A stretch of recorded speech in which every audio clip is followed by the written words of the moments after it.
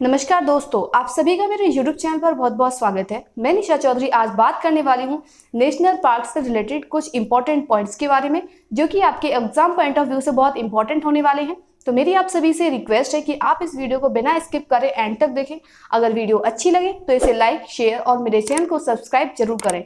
अगर आप कौन सा राष्ट्रीय उद्यान किस राज्य में पड़ता है ये पढ़ना चाहते हैं तो इससे पहली वीडियो में मैंने वही आपको पढ़ाया था, जिसमें मैंने शॉर्ट एंड सिंपल ट्रिक्स के माध्यम से सारे राष्ट्रीय उद्यानों को याद कराया था। अगर वो वीडियो आपने देख ली तो आप ये समझिए कि ऑलमोस्ट सारे राष्ट्रीय उद्यान जो कि आपके एग्जाम पॉइंट ऑफ व्यू से इंपॉर्टेंट हो सकते हैं वो आपको सिंगल वीडियो में कवर हो जाएंगे। तो उस वीडियो को आप जाकर जरूर देख लें, और अगर वीडियो अच्छी लगे तो उसे दोस्तों को शेयर जरूर करें ताकि आपके दोस्त भी उस वीडियो का बेनिफिट उठा पाए। तो चलिए शुरू करते हैं। तो सबसे पहले बात कर लेते हैं कि राष्ट्रीय उद्यान होते क्या है। तो राष्ट्रीय उद्यान की अगर मैं बात करूं तो राष्ट्रीय उद्यान एक ऐसा जैव विविधता वाला क्षेत्र है जहां विभिन्न पारिस्थितिकी तंत्र पाए जाते हैं। यानी ये कहना चाह रहे हैं कि जो राष्ट्रीय उद्यान है वो एक ऐसा जैव विविधता वाला क्षेत्र है जहां पर क्या होता है कि विभिन्न पारिस्थितिकी तंत्र यानी कि विभिन्न प्रकार के जीव जंतु जो हैं वो पाए जाते हैं, यानी कि उनका संरक्षण ऐसे स्थानों पर किया जाता है। ऐसे क्षेत्रों में राष्ट्रीय सरकारें जीव जंतु व वनस्पतियों का संरक्षण करती हैं और इनका निर्माण 1972 के वन्य जीव अधिनियम के तहत किया गया है। यानी किनका निर्माण, जो राष्ट्रीय उद्यानों का निर्माण है वो वन्य जीव अधिनियम 1972 के अंतर्गत किया गया था। सबसे पहले बात कर लेते हैं कि हमारा सबसे पहला पॉइंट क्या है जो आपको याद रखना है। तो आपका सबसे पहला पॉइंट है कि भारत का पहला राष्ट्रीय उद्यान जिसका नाम है हेली राष्ट्रीय उद्यान, जो कि बनाया गया था 1935 में, जिसे अब जिम कॉर्बेट राष्ट्रीय उद्यान के नाम से जाना जाता है। यानी कि जो भारत का पहला राष्ट्रीय उद्यान था जिसका निर्माण सबसे पहले हुआ वो था आपका हेली राष्ट्रीय उद्यान, जो कि कब बना था, 1935 में बना था। अगर बात करें कि अब उसे किस नाम से जाना जाता है तो आपको ध्यान रखना है कि अब उसे जिम कॉर्बेट राष्ट्रीय उद्यान के नाम से जाना जाता है। जैसा कि जब मैंने आपको उत्तराखंड के राष्ट्रीय उद्यान याद कराए थे जिसमें मैंने आपको ट्रिक बताई थी कि राजा जी ने गंगा में फूल बहाए, तो जी से आपका जिम कॉर्बेट, तो समझ जाना है कि जो जिम कॉर्बेट राष्ट्रीय उद्यान है वो कहाँ होगा, आपका उत्तराखंड में।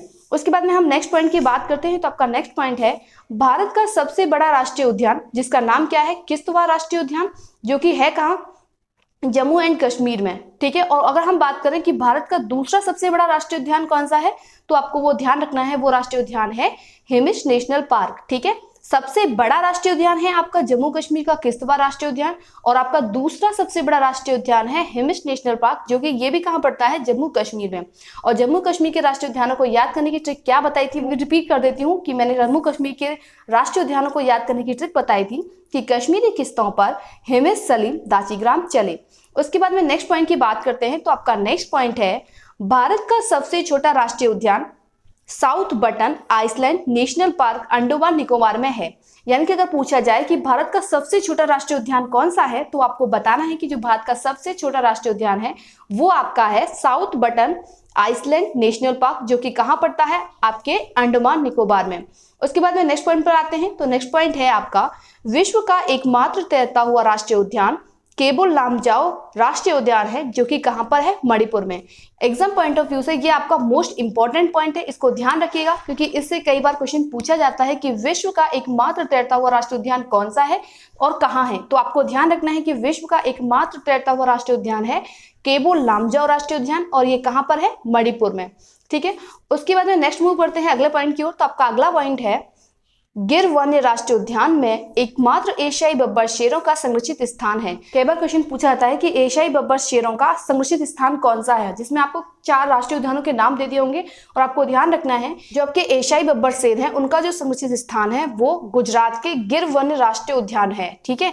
और गुजरात के जो राष्ट्रीय उद्यान थे उनको याद करने की ट्रिक क्या थी, तो गुजरात के राष्ट्रीय उद्यानों को याद करने की ट्रिक मैंने आपको बताई थी कि गुजरात में बर्फ गिरी से आपका हो जाएगा गिरवन राष्ट्रीय उद्यान। उसके बाद में मूव करते हैं नेक्स्ट पॉइंट की ओर, जो कि आपका है जल्दापार, यानी कि जो पश्चिम बंगाल में है, वह काजीरंगा राष्ट्रीय उद्यान, जो कि आपका कहाँ है, असम में।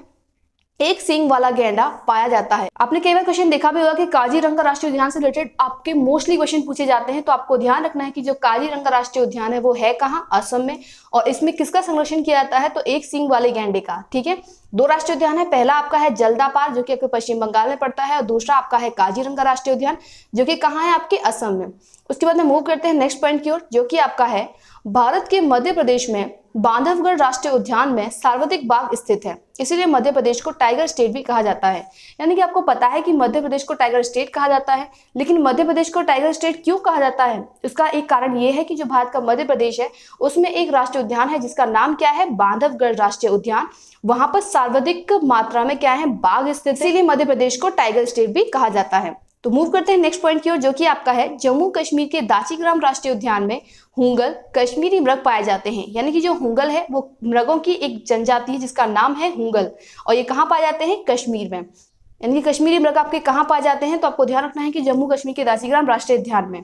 अगर मैं बात करूं कि जम्मू कश्मीर के राष्ट्रीय उद्यानों को याद करने की मैंने आपको ट्रिक क्या बताई थी, तो मैंने अभी आपको बताया था कि जम्मू कश्मीर के राष्ट्रीय उद्यानों को याद करने की ट्रिक थी कश्मीरी किश्तों पर हिमेश सलीम दाचीग्राम चले। और दाचीग्राम पूरा साफ ही आ रहा है कि दाचीग्राम से आपका क्या हो जाएगा कि दाचीग्राम राष्ट्रीय उद्यान। उसके बाद में मूव करते हैं नेक्स्ट पॉइंट की ओर, जो कि आपका है भारत में साइबेरियन पक्षी का एकमात्र पसंदीदा स्थान केवलादेव घाना पक्षी विहार, जो कि कहां पर है? ये राजस्थान में है। अगर मैं बात करूं, एक तो आपका ये एकमात्र रहता हुआ राष्ट्रीय उद्यान यानी केबुल लामजाओ, ये बहुत इंपॉर्टेंट है और मोस्टली क्वेश्चन पूछा जाता है एग्जाम में कि एक सींग वाले गैंडे के लिए कौन सा राष्ट्रीय उद्यान फेमस है, तो आपको याद रखना है काजीरंगा राष्ट्रीय उद्यान, जो कि आपका कहाँ पड़ता है? असम में। और थर्ड पॉइंट आपको ध्यान रखना है कि जो साइबेरियन पक्षी हैं उनका जो एकमात्र पसंदीदा राष्ट्रीय उद्यान है वो कहाँ है? केवलादेव घाना पक्षी विहार, जो कि है आपके राजस्थान में। ठीक है, अगर मैं बात करूं कि राजस्थान के जो राष्ट्रीय उद्यान थे उनको याद करने की मैंने आपको ट्रिक क्या बताई थी, तो वो ट्रिक थी कि राजा का मुकुट केवल मरुस्थल में रण से, और आपका जो केवल वर्ड आ रहा है उससे आपका निकल के आ जाता है कि केवलादेव घाना पक्षी विहार। उसके बाद मूव करते हैं नेक्स्ट पॉइंट की ओर, जो कि आपका है राजाजी राष्ट्रीय उद्यान का नामकरण स्वतंत्र भारत के प्रथम भारतीय और अंतिम गवर्नर जनरल राजगोपालचारी यानी कि राजा जी के नाम पर किया गया। यानी कि अगर बात करें कि जो राजाजी राष्ट्रीय उद्यान है उसका नामकरण किसके नाम पर किया गया, तो आपको ध्यान रखना है कि जो राजाजी राष्ट्रीय उद्यान है उसका जो नामकरण है वो स्वतंत्र भारत के प्रथम भारतीय थे जिनका नाम था राजगोपालचारी, उनके नाम पर, और ये अंतिम गवर्नर जनरल भी बने थे, इनके नाम पर जो राजाजी राष्ट्रीय उद्यान है उसका नाम रखा गया था। उसके बाद में मूव करते हैं नेक्स्ट पॉइंट की ओर, जो कि आपका है मन्नार की खाड़ी, जो कि कहाँ पड़ती है? आपकी तमिलनाडु में। और मेरिन कक्ष की खाड़ी यानी कि जो है आपके गुजरात में, ये क्या है? सागरीय राष्ट्रीय उद्यान है। तो आपको ध्यान रखना है कि दो राष्ट्रीय उद्यान ऐसे हैं जो सागरीय राष्ट्रीय उद्यान है, और वो कौन कौन से हैं? पहला आपका तमिलनाडु का मन्नार की खाड़ी, और दूसरा आपका कक्ष की खाड़ी या फिर मरीन राष्ट्रीय उद्यान। ठीक है, नेक्स्ट पॉइंट की ओर मूव करते हैं, जो कि आपका आज का सबसे लास्ट पॉइंट है। वो क्या है कि भारत में सबसे ज्यादा राष्ट्रीय उद्यान है वो कहाँ है? मध्य प्रदेश में। यानी कि ये पॉइंट तो ऑलमोस्ट सबको पता होगा कि भारत में अगर बात करें कि सबसे ज्यादा राष्ट्रीय उद्यान कहाँ है, तो मध्य प्रदेश में। तो यहाँ तक हमने जो राष्ट्रीय उद्यान हमने पढ़े थे उससे रिलेटेड कौन कौन से पॉइंट्स हैं जो आपके एग्जाम पॉइंट ऑफ व्यू से बहुत इंपॉर्टेंट हो सकते हैं उसके बारे में बात की। तो अब मैं आपको भारत के राष्ट्रीय उद्यानों को याद करने की जो पिछली वीडियो में मैंने ट्रिक बताई थी उसी का थोड़ा सा रिवीजन दे रही हूँ, जिनको मैंने एक पास रखा है और मैं जल्दी जल्दी आपको वो बता देती हूँ। तो यहाँ पर मैंने वो ट्रिक लिखी है, जल्दी जल्दी मैं आपको रिवीजन करा देती हूँ। आप ट्रिकों को पढ़ने के लिए अपनी कॉपी पेन लेके बैठे और जो मैंने यहाँ पर रेड पेन से जो ट्रिक लिखी है उसको लिखने के बाद में एक बार देख लें कि जम्मू कश्मीर में कौन कौन से राष्ट्रीय उद्यान पड़ते हैं, उसके बाद में इस ट्रिक से आपको उन राष्ट्रीय उद्यानों को निकालना है अपने आप। ठीक है, अगर आप ऐसा करेंगे तो आपको खुद में खुद जो राष्ट्रीय उद्यान है राज्य में कौन कौन से पड़ते हैं वो ऑलमोस्ट याद हो जाएंगे। जब मैंने नेशनल पार्क से रिलेटेड वीडियो अपलोड की थी तो मैंने उसमें आपको ये सारी ट्रिक पढ़ाई थी, मैं उसी का आज थोड़ा सा रिवीजन ले रही हूँ ताकि आपको और अच्छे से ये सब याद हो जाए। ठीक है, तो बात कर लेते हैं सबसे पहले की। तो पहला है आपका कश्मीरी किश्तों पर हिमेश सलीम दाचीग्राम चले। कश्मीरी से आपको समझ जाना है किसकी बात हो रही है? जम्मू कश्मीर की। किश्तों से किश्तवाड़ नेशनल पार्क, हिमेश से आपका हिमेश हाई राष्ट्रीय उद्यान, सलीम से आपका बन जाएगा सलीम अली राष्ट्रीय उद्यान, और दाचीग्राम से आपका बन जाएगा दाचीग्राम राष्ट्रीय उद्यान। उसके बाद में मूव करते हैं नेक्स्ट ट्रिक की ओर। तो नेक्स्ट ट्रिक है आपकी उत्तराखंड के लिए। तो उत्तर के राजा जी ने गंगा में फूल बहाए, और देखिएगा कि इसी सिंगल ट्रिक से आपके जो सारे राष्ट्रीय उद्यान हैं जो कि उत्तराखंड से पूछे जा सकते हैं वो कवर हो जाएंगे। तो उत्तर से आपका हो जाएगा उत्तराखंड, राजा से आपका हो जाएगा राजा जी, गंगा से आपका हो जाएगा गंगोत्री, और ने से आपका हो जाएगा नंदा देवी, फूलों से आपका हो गया फूलों की घाटी, और इसके अलावा एक और बताया था मैंने गोविंद विहार राष्ट्रीय उद्यान, तो वो भी आप जरूर याद कर लीजिएगा। उसके बाद मूव करते हैं नेक्स्ट ट्रिक की ओर, जो कि है आपके राजस्थान के लिए। तो राजा का मुकुट केवल मरुस्थल में रण से, राजा से आपको याद रखना है राजस्थान का, या फिर आप ध्यान रखते हैं केवल से आपका हो जाएगा केवलादेव घाना पक्षी विहार, जहां पर मैंने आपको अभी बताया कि साइबेरियन जो पक्षी हैं उनका पसंदीदा स्थान कौन सा है, केवलादेव घाना पक्षी विहार। उसके बाद में नेक्स्ट हम बात करते हैं मुकुट। मुकुट से आपका हो जाएगा मुकुंदरा हिल्स राष्ट्रीय उद्यान। मरुस्थल, मरुस्थल से आपका हो जाएगा मरुस्थलीय डेजर्ट राष्ट्रीय उद्यान। उसके बाद में नेक्स्ट आपका रण से हो जाएगा रणथंभौर राष्ट्रीय उद्यान। और उसके बाद में लास्ट है से आपका हो जाएगा सरिस्का राष्ट्रीय उद्यान। उसके बाद में मूव करते हैं नेक्स्ट ट्रिक की ओर, जो कि आपकी है उड़ीसा के लिए।